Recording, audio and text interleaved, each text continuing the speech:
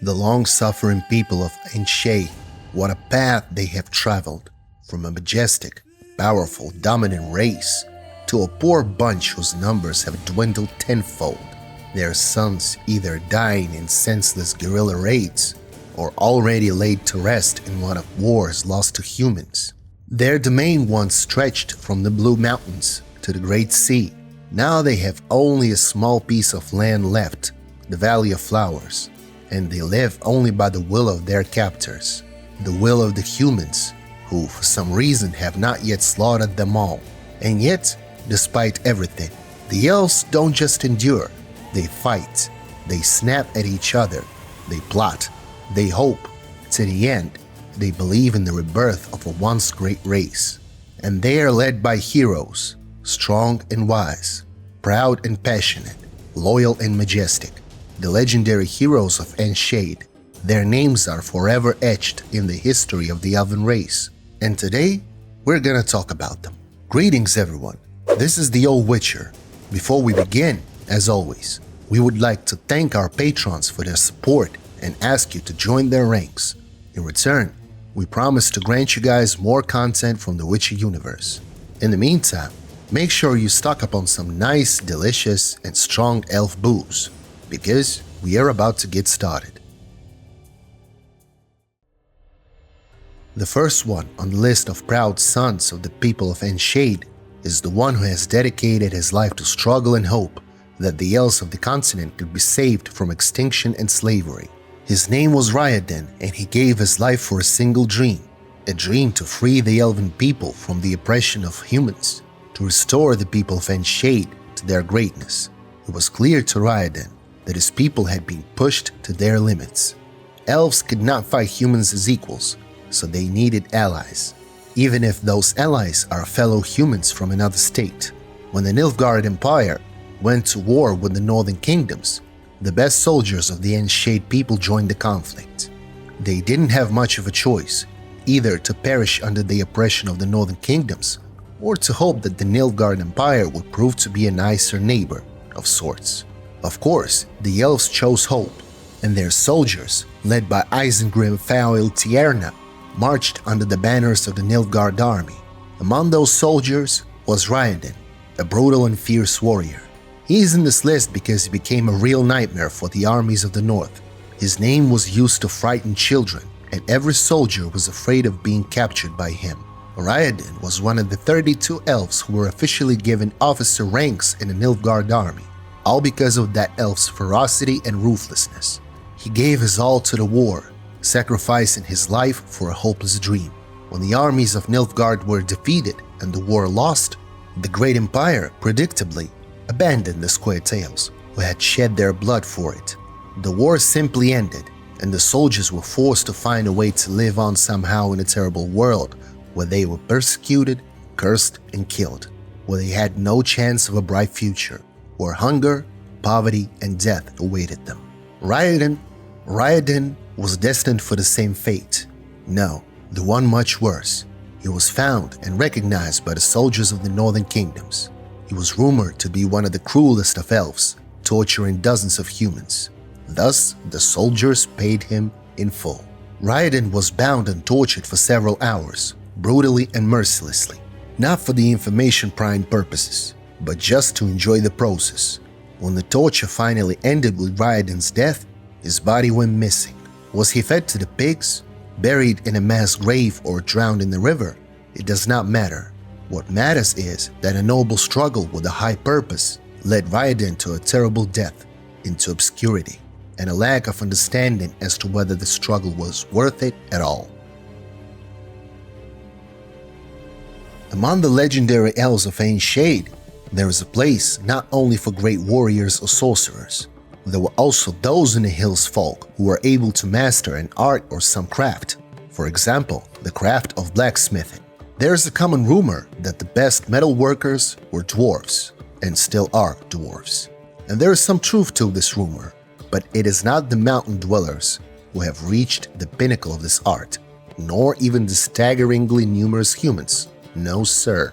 The finest blacksmith to ever set foot on the continent is widely believed to be an elf named tyen'sail, The point of his art was that the elf worked with armor, with more than just a blacksmith hammer.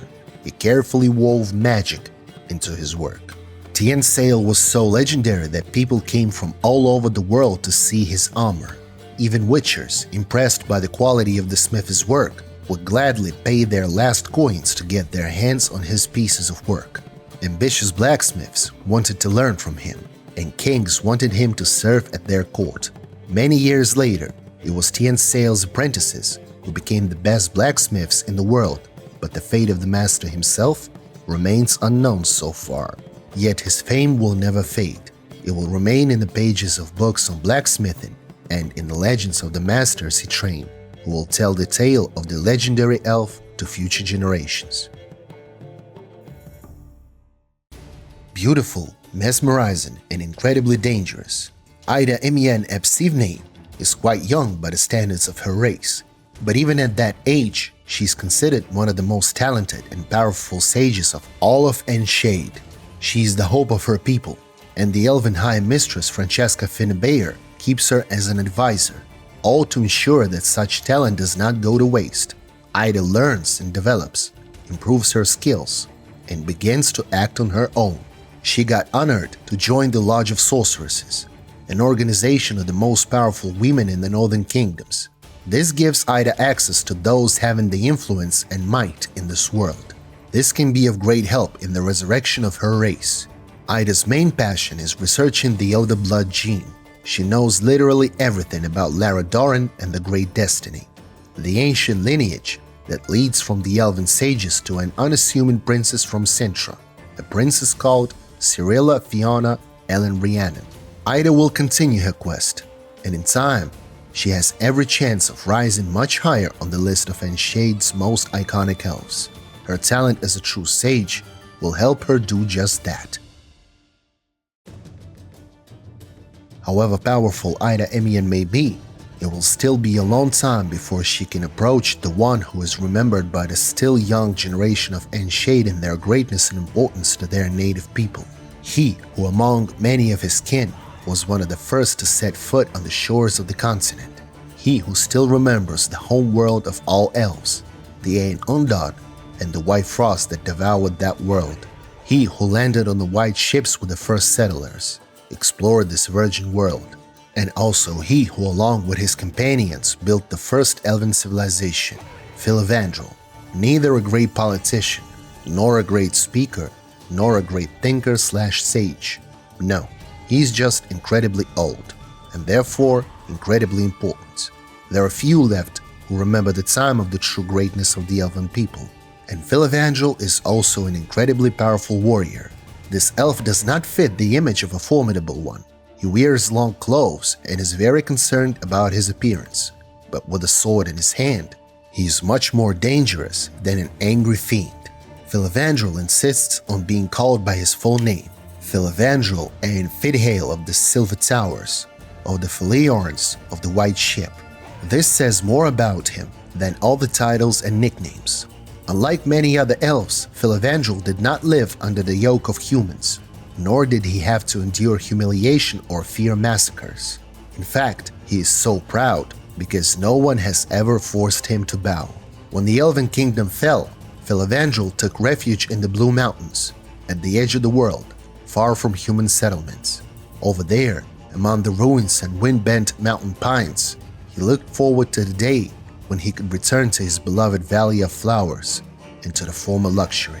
He would do anything for his people, even give in to his pride. He is willing to remain only an advisor to the court of the ruler, Francesca, even though he is much older than the one he's forced to obey. He's lived hundreds of years, and he'll live hundreds more. Noble blood knows how to wait, and it will wait for the time when the people of Aen Seidhe will rise again. From the high noble Filavandrel, we move on to the more down-to-earth, but with a far greater desire to change the world here and now, Iorveth, an elf whose life's work has been to fight for the freedom of his people. Iorveth sees this struggle as having only one goal, the extermination of all humans in general. Just as a good garden keeper pulls out and plucks out all the weeds from the roots in his garden, in the same way, Iorveth sees no difference between rich and poor, old and young, men and women, if they are humans. The main point is that they were the oppressors of his people, and they still are. That is, literally, the weeds of this world, according to Iorveth. This is why they must all perish. In the opinion of Iorveth, war is unprincipled and ruthless. It commits atrocities in human settlements, but its conscience is clear. It is war. The humans are the enemy. The humans have been exterminating his people for centuries, sparing neither women nor children. An eye for an eye, a tooth for a tooth. Iorveth despises all those who come into contact with humans and try to live with them. The ruler of Dol Blathanna, Francesca, has no pity for the leader of the scoia'tael either, only shame. The scarred face is probably part of the price he has already paid for his ability to destroy humans, but he is willing to pay it again and again. The point is that there is a force that drives him to live and kill. This force is called the desire for revenge. Throughout his life, Iorveth has used many different means to achieve his goals. He was not shy about giving shelter to a certain witcher named Letho of Gulet when he was murdering human kings. And really, why bother? Who knows when such a joy and a gift will come again? When else will it be possible to experience the same satisfaction as at the sight of the hated heads of the vile human lords that used to give orders and send out armies for one purpose, to kill elves? Iorveth cannot stop this. He is neither omnipotent nor a seer, but he will have his revenge. He'll have more than enough for every drop of Aen Seidhe's blood. Someone has to do it. But not even the exploits of Iorveth can compare to the magnificently daring and utterly ruthless campaign of Eisengrim Fao Iltierna. During the Second Northern War, when the armies of Nilfgaard were at war with the northern kingdoms and had every chance of victory, Eisengrim saw a chance for his people. Eisengrim, the great warrior of the Aen Seidhe, gathered the best soldiers that remained in Dol Blathanna, the best rebels of the scoia'tael, and with them swore an oath to Emperor Emhyr var Emreis. His goal was great, to restore greatness and power to his people, to restore their freedom. When the Nilfgaardian army formed its own special brigade of scoia'taels, it was Eisengrim who led them, without passing the buck to the others, for the fire in the elven souls burned only as long as Eisengrim's own soul burned. It was Eisengrim who began to abuse, torture, and torment the captives so that he was feared. It was from him that Radan, who we spoke of in this video on the start of it, took his lead. Eisengrim paid for his fight with his health. Just like Iorveth, he earned a terrible scar. But he did not give up until the end of his days, even though hundreds of patrols searched for him. When Nilfgaard was defeated, Eisengrim was able to leave, to flee, and with him, he was able to keep alive the spirit of the scoia'tael guerrilla resistance that still prevents humans from finally exterminating the Aen Seidhe. The humans gave an eloquent sort of nickname to Eisengrim, the Iron Wolf, and that same Iron Wolf will forever remain an image in the stories of the human race. It will scare and frighten children in the night and inspire awe in those who really know which Iron Wolf they are talking about. While Eisengrim fought for his people on the battlefield, he sacrificed his health and his blood. Francesca went through more than that. The journey of her life changed the heir to the royal family of the Aen Seidhe. She realized that revenge would not save her people. One must at least try to act wisely, try to solve political problems in the appropriate halls with high-ranking enemies, for the enemies might be too strong to be defeated in a fair fight, and there are too many of them to hope for their sudden disappearance. Francesca's story is a wonderful and a very old one.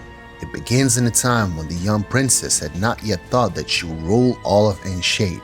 The first war between humans and elves was just beginning, and the first great defeat of the elvenkind had just taken place in Loch Muine. The fortress was surrendered, the elves were driven back. There was a real massacre, the sack of Loch Muine, when General Ropenek ordered everyone to be killed indiscriminately, literally wiping out the entire population of the elven stronghold.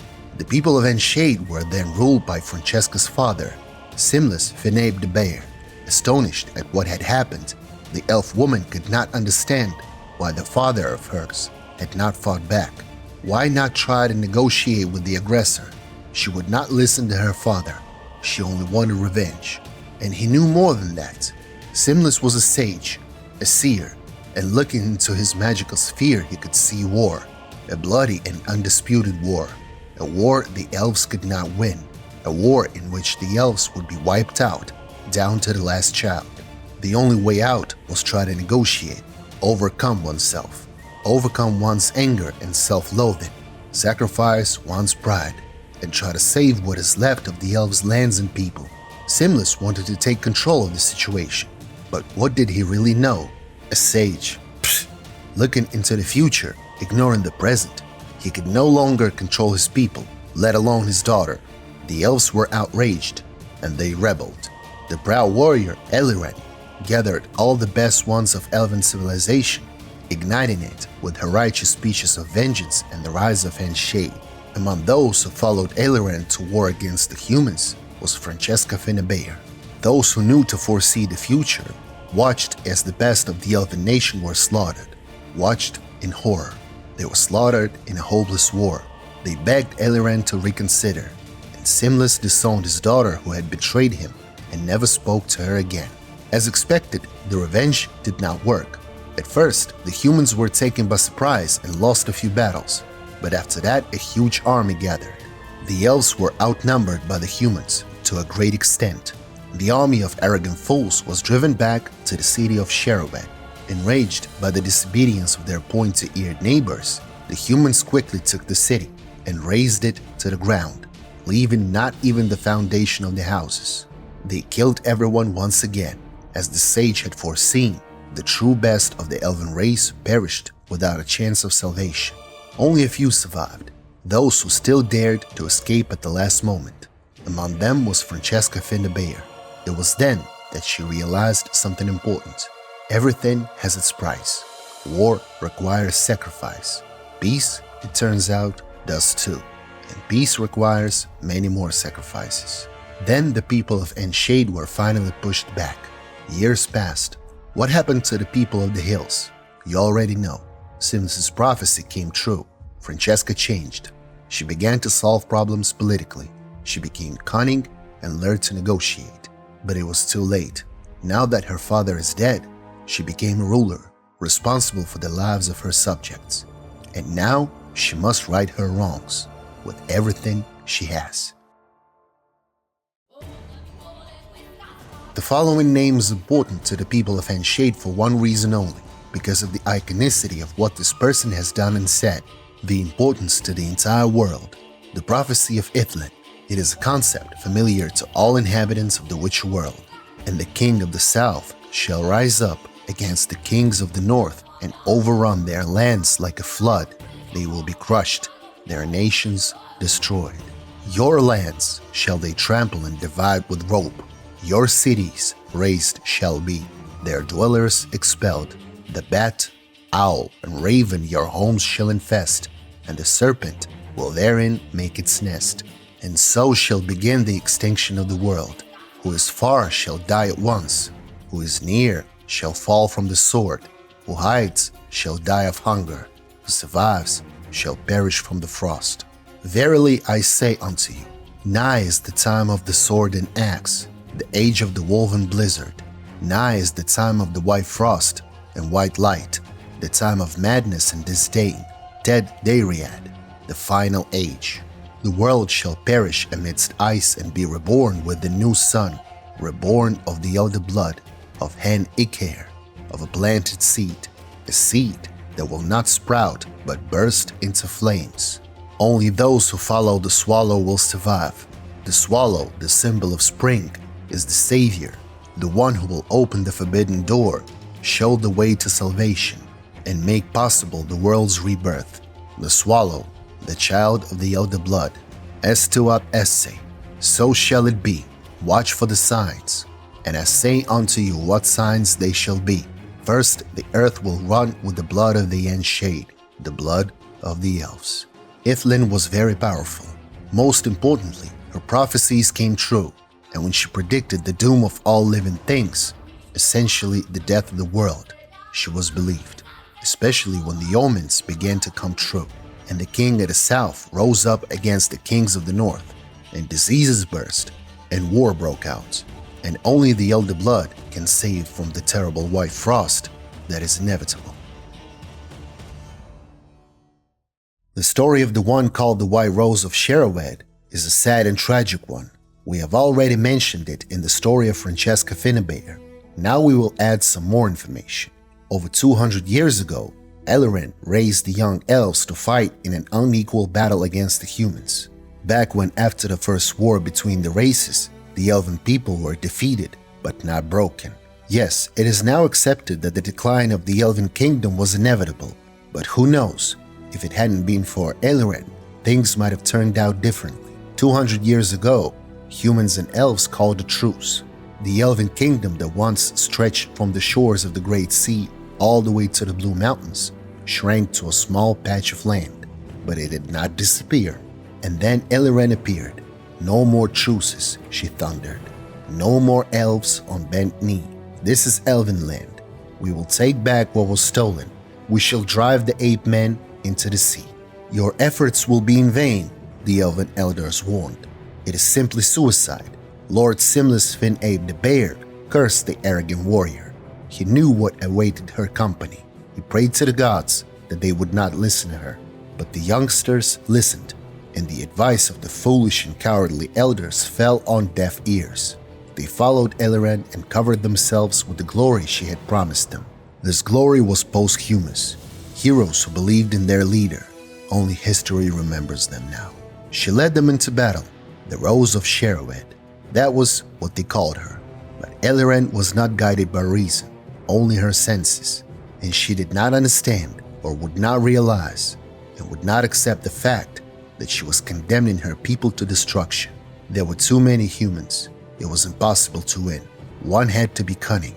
Aelirenn could not do that. Young elves died with her name on their lips, repeating her call, her battle cry. They died for Shered because Shered was a symbol, a majestic, beautiful city built by the elves, the capital, one of the last strongholds of a once mighty race. Elves died fighting for the stone and marble of this city and for Aelirenn. As she promised, they died with dignity, with heroism, with honor. They saved their honor, but they doomed their own race, their own people. The elves never recovered from this heroic but senseless defeat. But to this day and forever, as long as a single Aen Seidhe treads the soil of this continent, Aelirenn will remain a symbol of the struggle for freedom, and the one remaining elven rebel will go into battle with Aelirenn's name on his lips. And at the top of the list stands the only one who could have prevented the fall of the elven race, the only one who was the voice of reason, the only one who sacrificed everything, even his pride, everything for his people. Simlis Fin-Abe the Bear. We have already told part of his story in the tales of Franchesca and Aelirenn. Now we're going to complete the story of the most iconic of the elves of the hill folk. He was always king, or rather, always on the continent. From the moment the white ships carrying pointy-eared settlers first landed on the continent, he elevated his people to greatness, made them the dominant force in the new world. But then, he began to make mistakes. When the first humans arrived on ships to the mainland, Simlis paid them little attention. At one point, he even helped them get used to the dangerous new world. They shared supplies and secrets of settlement with the humans, the elves that he ruled. The former settled comfortably wherever they chose. Several generations passed, and they simply forgot all the good the elves had once done for them. The humans grew in numbers. They multiplied at an incredible rate, and soon the land was no longer enough for them. Their eyes turned to the lands of Aen Seidhe. It did not take long to find a reason, unfortunately. Just any twisted word would do, and the humans simply attacked the Aen Seidhe, unprepared for war and confident in their superiority. And the humans defeated the elves just as easily, that is, via taking their land and driving them into a small patch of territory. But they didn't wipe the elves out completely, until Aelirenn rose. At first, Senseless was even glad that his people had such a strong and motivated commander, but then the sage decided to use his gift of divination and was astonished by what he saw, and then he was forced to change his attitude towards the humans. At least he began to behave differently. He gazed into the orb, where glimmers of the future shimmered, and saw that the war with the ape men would lead to the complete extinction of the elven race. Unwilling to condemn his kin to death, Senseless swallowed his pride and made a peace treaty with the humans. In doing so, he hoped to avoid the massacre that would otherwise have been inevitable. Unfortunately, his efforts were in vain. He was literally overwhelmed by both external and internal forces, including his own rebellious daughter. His own daughter, Franchesca, despised her father for his unwillingness to engage in open conflict with the humans. She saw his inaction as cowardice and an insult to all elves who dreamed of breaking free from human oppression. Ignoring her endless demands, Senseless refused to send his subject to certain death and forbade Francesca herself to interfere. Unfortunately, she had her own way. Having listened to the fiery speeches of the warrior Aelirenn, Francesca broke her father's will. She summoned her kin and joined the rebellion. Everything happened as Senseless Fineb the Bear had foretold. The rebellion did not last long though. The humans brutally massacred the rebels, wiping out most of the young elves. Francesca miraculously survived, but paid dearly for her recklessness. Most of her companions were killed, and the future of the elven race was bleak. Furthermore, after his daughter's betrayal, Senseless disowned her and swore in anger never to speak to her again. He remained faithful to this vow for the rest of his life. However, these events failed the king. He became weak and soon died, but he will be remembered. At least one person will remember and lament: Francesca. Sad and tragic is the story of the elves. Just as tragic is the story of the most important representatives of the people of Aen Seidhe. But the stories of the witches' universe are different, and surely there are some cheerful and joyful ones among them. And we do talk about all of them on our channel. And to help us keep doing it, put the likes, click the bell, and subscribe. Do write in the comments which of the elves of the Witcher world are the most important to you guys. To our patrons, thank you for your support.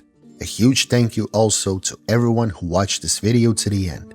And we'll see you soon. The old Witcher has many more stories for you, and he will soon speak once more.